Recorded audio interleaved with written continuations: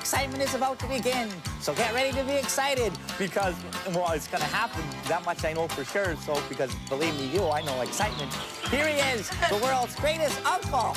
Well, okay, well, as far as I know, anyway. I mean, as an employer, he's always been fair, so I can understand. Anyway, here's the star of the Red Green Show, Mr. Red Green. Thank you, Harold. Hello, thank you, and welcome to the show, and a very special hello to the all the security guards out there who've chosen to watch us rather than the lobby monitor. It should have been up the lodge here last night. We had a little talent show, just a bunch of us. Stinky Peterson went first, actually. What he did was he swallowed air for about 12 or 13 minutes, and then he turned around and belched MacArthur Park. It was fabulous, but we were kind of afraid to ask for an encore. Actually, Harold and I here even did a little... Oh, I'm sorry, I haven't introduced Harold. Harold, come on in here a sec. Harold is a producer, director, and announcer of the show, plus we're helping him get through puberty in case he loses the map or anything, And don't forget this.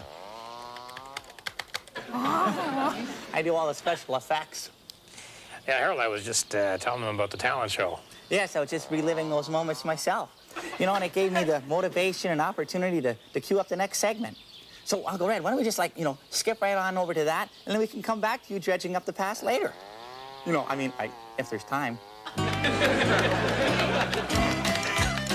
Harold, I wanted to kind of continue with what I was saying. Oh, boy. Uncle Red, I wish you'd told me that. Oh, jeepers, I'm sorry.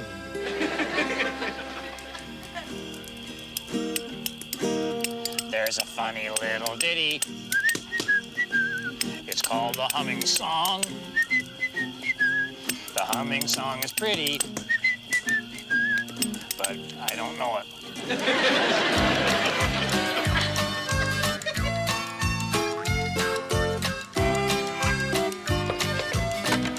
This week on Handyman Corner, I'm going to be talking about VCRs, which stands for, that doesn't matter. Before I purchased this unit, I read all the magazines about it, and I spoke to the production personnel here at the Red Green Show, and they advised me to get one of these beta units, and even the salesman at the store said, boy, they don't make them like this anymore. So I don't know about you, but whenever I get a new car or a lawnmower or what have you, I like to just take it apart, check it out myself, kind of tune it up for my own particular requirements, and I'm going to do the same with my beta unit here. Especially since my Rambo tape is jammed in there, I can't seem to get it out. So I'll just got one more screw to pop off here. I got the... Okay.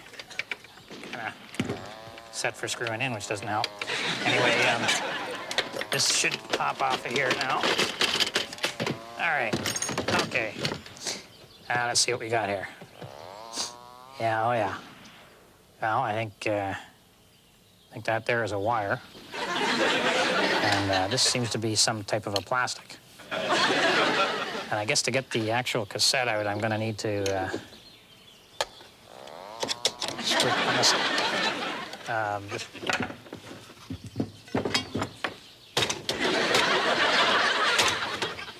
All right. There seems to be some sort of a malfunction here, and I think the only way to get the cassette out is to cut it out, and I think I have the perfect tool for that.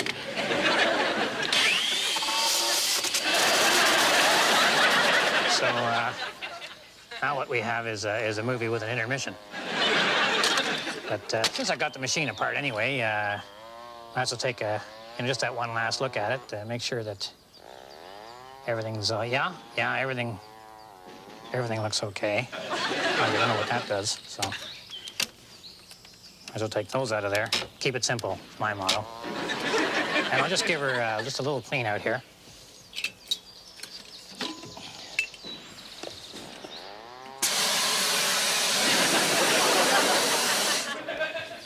All right. That should do it. There's no big deal, really. No matter what they make it a, microwave oven or a hairdryer or anything like that. If men make it, men can fix it. So, until next time, remember, if women don't find you handsome, they should at least find you handy.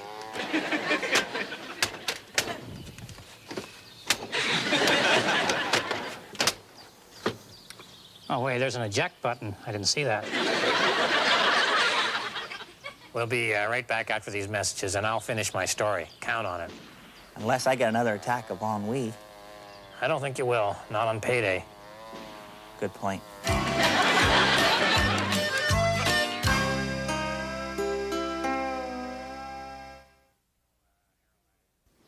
You know, Harold, I was reading there they got these atomic bombs now. Well, they've had them for a while, I I was guess. going to mention that, Yeah. They won't sell me one, though. Well, you got no place to keep it. You got to have an atomic I warehouse. wouldn't have it long. You know, it's not like I need to store it over a winter or anything. But I just trying to figure out, you know, exactly how the bomb works. Now, an atom apparently is quite small. Yes. And when you break it up, it goes up big. Is that it? Exactly. It explodes because it gets away from itself really quick. Oh, yeah. It's sort of like a family reunion. Exactly. Yeah. Everyone just goes, thank you, goodbye, and they leave really quick, and there's a big internal combustion. Okay, now, but there's a neutron and a proton and an electron. The electron, I believe, is ionizing around the nucleus, and is that it? Exactly. That's what I thought. And then I think the electron comes into the neutron on, say, like a Friday night. Yeah. And there's a collision there. And the proton is Says he didn't see a thing. No, exactly. And now the neutron is excited. Yes. And of course, what happens next is censored. Well.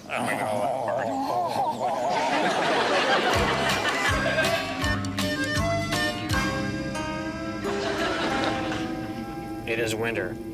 A car drives past, rushing to somewhere. The people inside do not feel the glow of the winter sun. They do not feel the snow on their tongue, or the gentle breeze on their cheeks, or the huge wave of slush that covers me from head to foot as their car drives past, on its way to an accident, if there's any justice. Well, as I was saying, we're having a real hoot with the talent show thing, you know. Moose Thompson did his version of Dirty Dancing with a couple of truck tires and a grease gun. And then old man Sedgwick played his musical saw.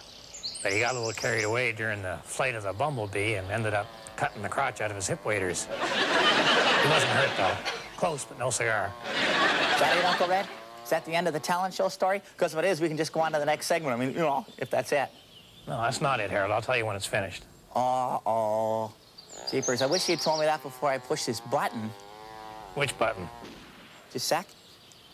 That one. You did that on purpose, Harold.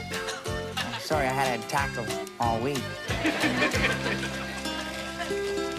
Hi, Red. I thought it was you. Yeah? I recognize the sound of your truck coming up the lane. Oh, yeah. I was just making some tea. You want some? Orange pico, rabbit's foot, tree bark, or moose patty. Stick with the orange pico. Okay, great. I'll give you a hand there. I'll hold this for you. This is great. I'm making tea. Making tea for me and Red Green. Yeah. This is real I nice haven't of made you. tea in 38 days. For gosh sake. Well, you know, just wanted to have you tell us about fire safety, because you're kind of the expert in that area. Hey? Well, I should be. I've been up here for 13 years. Oh, yeah. 13 long, lonely years. No. Here. You know, it wouldn't be so bad if there was a fire now and then, you know? Anything, a small fire, a controlled burn, an artificial fireplace log, I don't care anything. No, you can't mean that, Gord. No, I guess not. No, you kid her, huh? Yeah. Not when it's been as dry as it has been, you know? Yeah, very It's been dry. this dry the whole time I've been up here. Really? Yeah. Yeah, it's very, very dry. Do you get a lot of lightning up here? I was wondering about that, you know, when lightning... Well, yeah, but only it's my tower. Oh. Yeah, I've got the only metal for 50 square miles around, so any lightning that comes down will go through me. Right here. Yeah. Boy. I can't tell you the number of times I've had my eyebrows blown off. Oh. You know, I can't remember anything before the age of 14. It's the lightning that did it, I think. Yeah. What could you give our viewers as kind of a safety thing? Like, say it's in a lightning storm. Is there any kind of safety thing? Sure. Where should they go in a lightning storm, say, for example? Well, anywhere but this tower. Oh, yeah. And another good safety tip is when you're lighting a campfire, make sure you unplug the electric charcoal starter. Yeah, that's very good. Okay, well, we got to get going, Court, so we'll see you next time around, eh? Oh, you're not going already, are you? You got it. You haven't had your orange pico. I haven't had my moose patty. No, well, maybe some other time, eh? Oh, you can't go yet. Well, Where's the fire, as we say?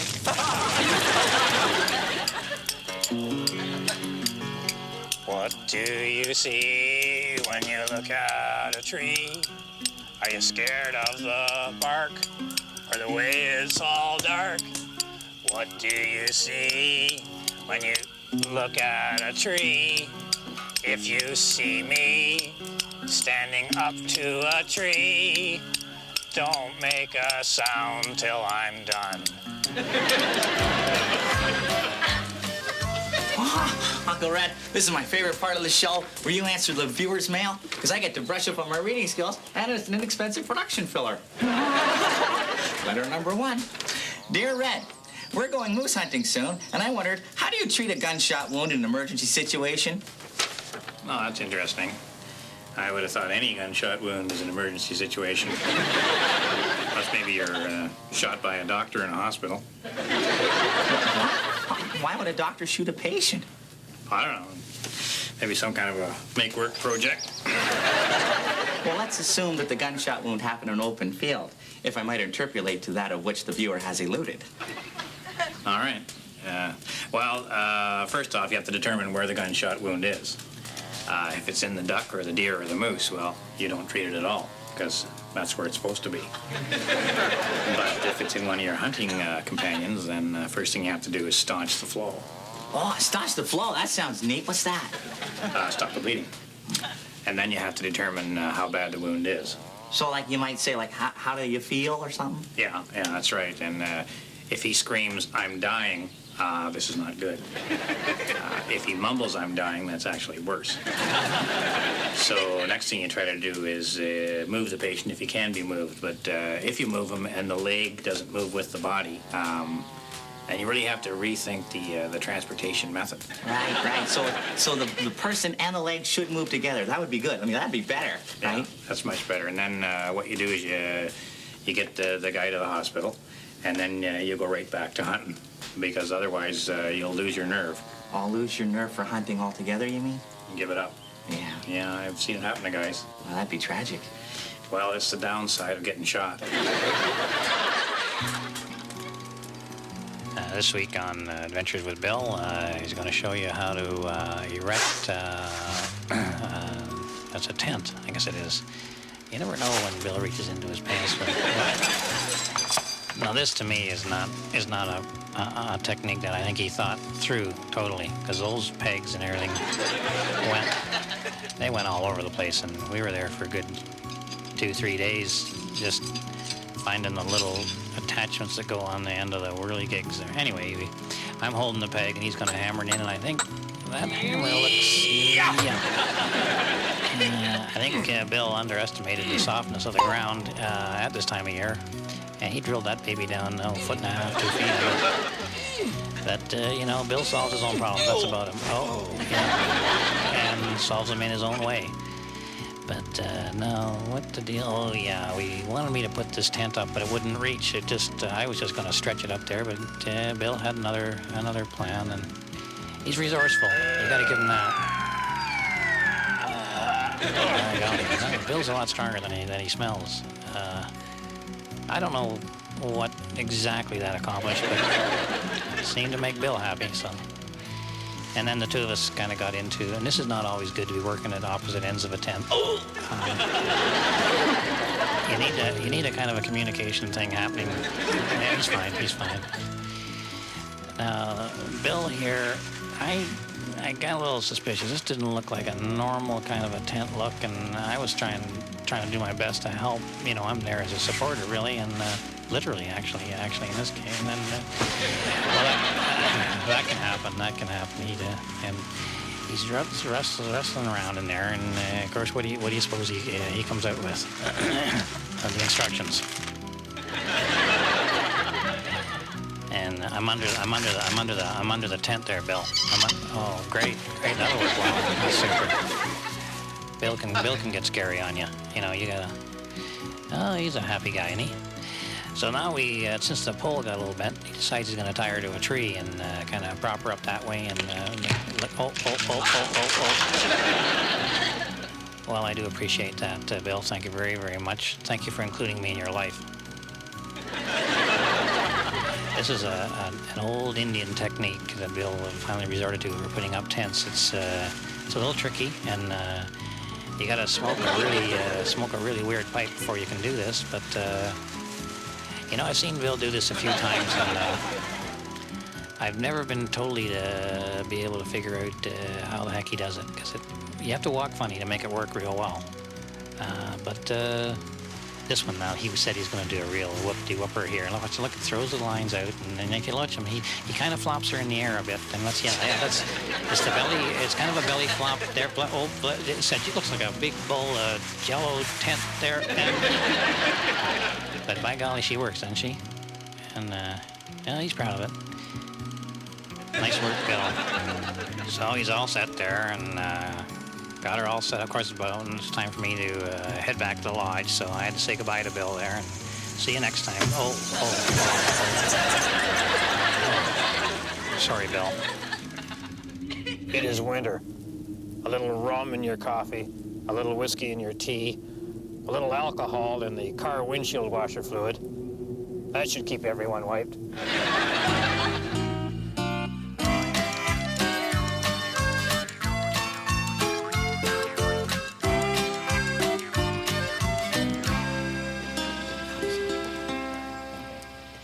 You know, we've had some comments that the show doesn't have much of an edge to it.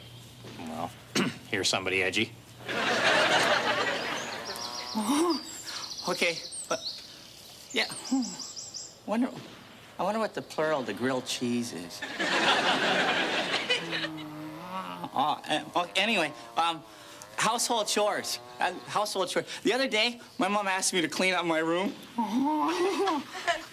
Yeah? So anyway, she says, Harold, go clean up your room, right? And I said, Mom, how can you expect me to clean up my room when it was your generation that destroyed the environment, created millions of H-bombs and M-bombs and A-bombs, huh? How about that? And drugs and open manhole covers and hatred and greed and intolerance, something which I personally cannot stand. Huh? Mom, how can you do that? Do you not see any inconsistencies in this at all? You know what? I learned something that day. Actions speak louder than words. Because she just, like, clouded me, right? So I raced up to my room and I swept everything under the bed. Which is okay, because that's where I keep stuff. Grilled chews. That's neat, grilled chews. That'd be plural. Okay, sorry, I was wrong about that talent show story. I know how all excited we are to hear the end of it, so come on back right after these messages. Can I have my paycheck now? Oh, thanks. Oh, it's not signed. Sorry, I was having an attack of ennui.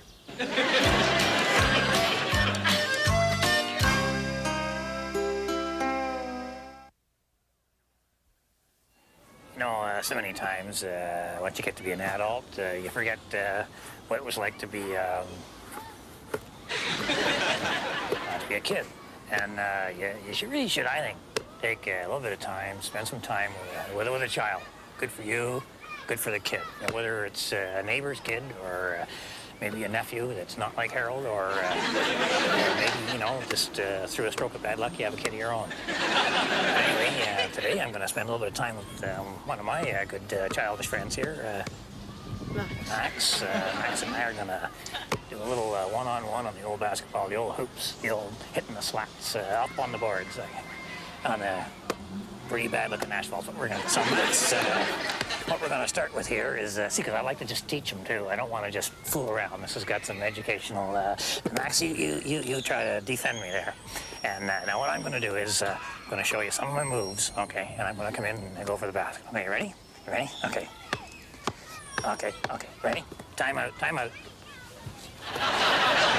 Yes. Time's still out. Time's still out. Someone didn't center this hoop. Probably Harold. There we go. All right, time's back in. Okay, now you try it, okay? See if you can get by me. Okay, come on, let's go. Give it a good shot. Hey, wait a minute, wait. Having a good time? Yeah. Okay. All right, come on in. Come on. There. Now, see, if there was a ref, see how that'd be illegal. Get the ball, will you, Max? You know, the thing is, I can't tell you how much fun they have. I wanted to get back out of here for a second because, you know, they enjoy it so much, and they go home and they tell all their friends that they spend some time with a television personality, I guess you call it. You want to get that, Max? And then to me, it just kind of makes their day. Throw it in here. Throw it in here. Throw it in here. No. Put it in my hands, okay? And they get some exercise. They're out in the sunshine. Put it right in here. Yeah, that's it. No. Get closer.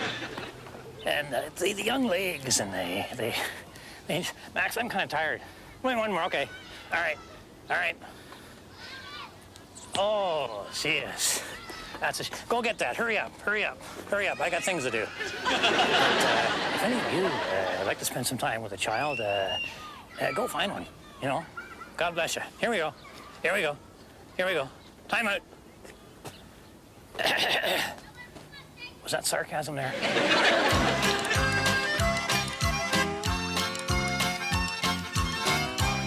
Well, you know, I don't like to brag, no matter how many opportunities I get to do just that, but I do have to say that the highlight of the talent show had to be Harold and I doing our song, and I thought it would be an ideal way to finish off tonight's show to just do a kind of a repeat performance. Harold, come on over here. Do you have a pen? Yeah, get over here. So thanks a lot for watching, and on behalf of Harold and myself and the whole gang up at the lodge, keep your stick on the ice. And if my wife is watching, you might want to fire the VCR on and catch this on it.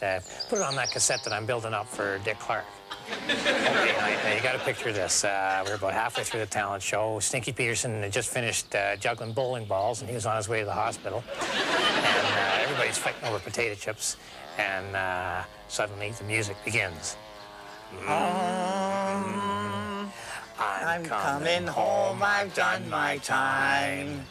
And I got to know if my pet Abe is fine.